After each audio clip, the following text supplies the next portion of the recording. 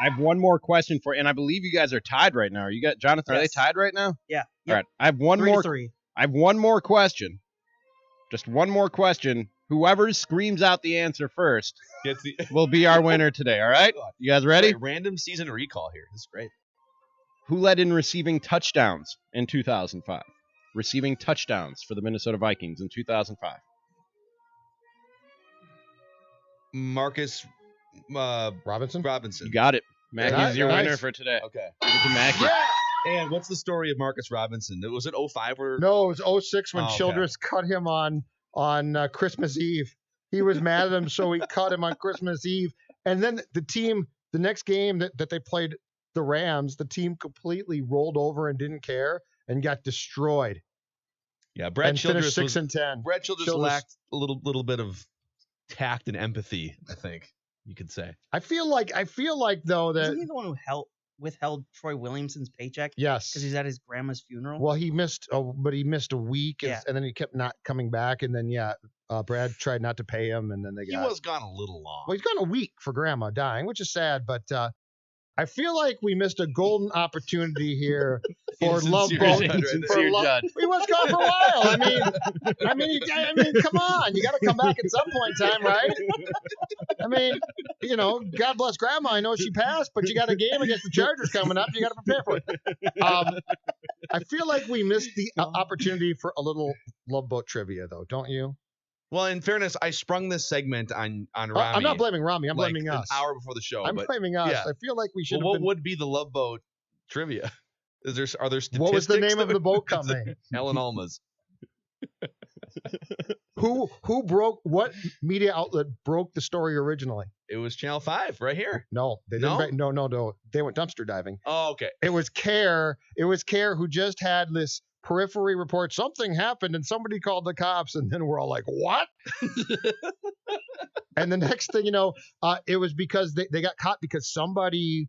The original story was that when they got done on the boat, was it Smoot who decided to pull over and had to urinate, and he did so in somebody's yard, and so they called the cops about it. He was just bombed and and so then they called the cops, and then somebody got the news, and then the story goes that they had, for all of the things that this team did, this is the stupidest thing of all time. They allowed the Allen Alma's high school employees, who were the servers, to work the boat. So they literally they brought strippers in from Atlanta, yes, and they couldn't pay a couple $100 for like some professional. All they had to do was tell them, we don't want high school kids. We don't want your workers. Like, we need your boat guy. That's fine. The guy can drive the boat, but we are going to employ the servers. Did anyone ever ask any of the organizers, Fred Smoot, Bryant McKinney, about that specific thing, that little detail that they missed? No, but I'd love to go back now, and I think we probably should. I mean, we should get Fred Smoot on just to ask him that question. Like, why didn't you make sure there weren't kids from Minnetonka High School working on that boat? Can you guys imagine, like, we all had summer jobs, and, you're 17 years. I worked at Play It Again Sports in Buffalo when I was 16, 17 years old. Like, can you imagine wherever your summer job was, all of a sudden an NFL team comes in with strippers and throws a wild sex party, and you're just like, you have to do your job, and like, I'd be like, yeah, I can definitely imagine that. I'm down with this. I actually have. I've imagined that. Ramie, it's Ramie's dream. Play the dream music. Ramie? Oh, Ramie, can I get another cocktail? Oh, server. Hey, Ramie, wake up. Stop staring. Yeah, boy, that was something. I was working the Mike Tice show as an intern when that happened. Oh, and fun times. Man, like, Mike Tice came in. I can't remember. It happened on like a Tuesday, right? Whatever the bye week. Well, I don't remember what day of the week it was. And then it blew up, I think, the next week when they came back, right? Okay. And he had to come on and do his hour-long radio show and tap dance around this, and he thought it was hilarious, by the way.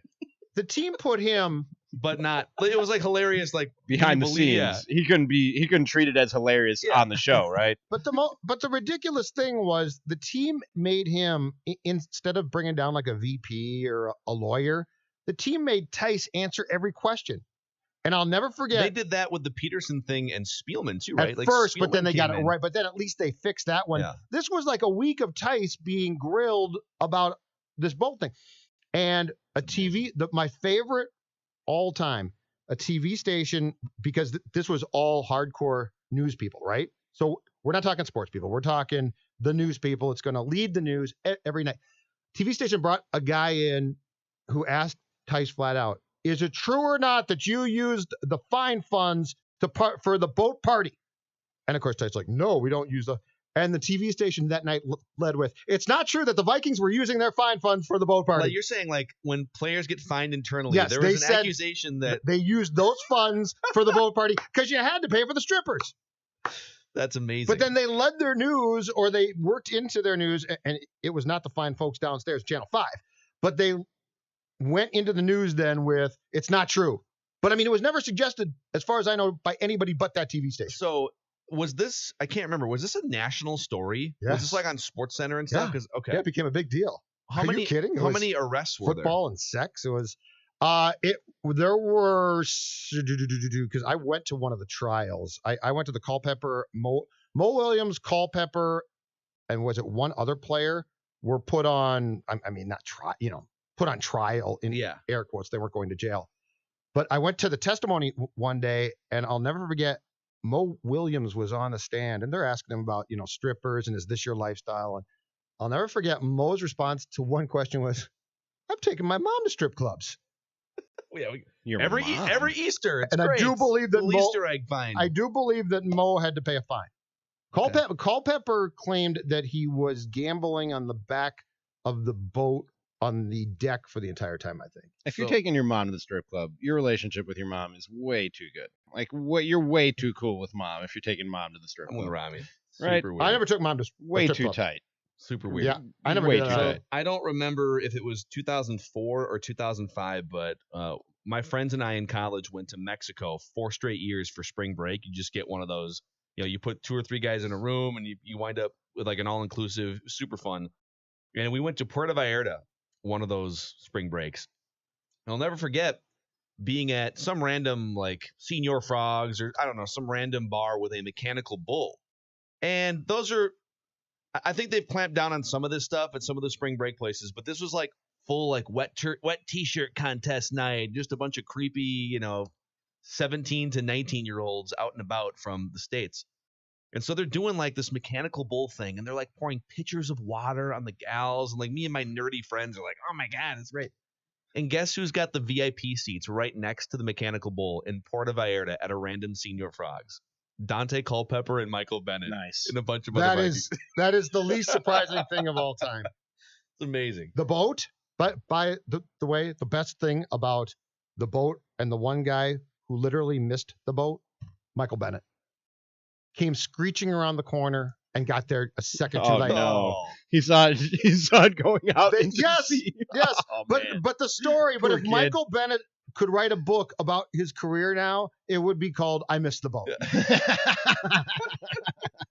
And there you have it. That is Random Season Recall on Mackey and Judd with Ramie, a new segment that we might have to just end right there after that. That was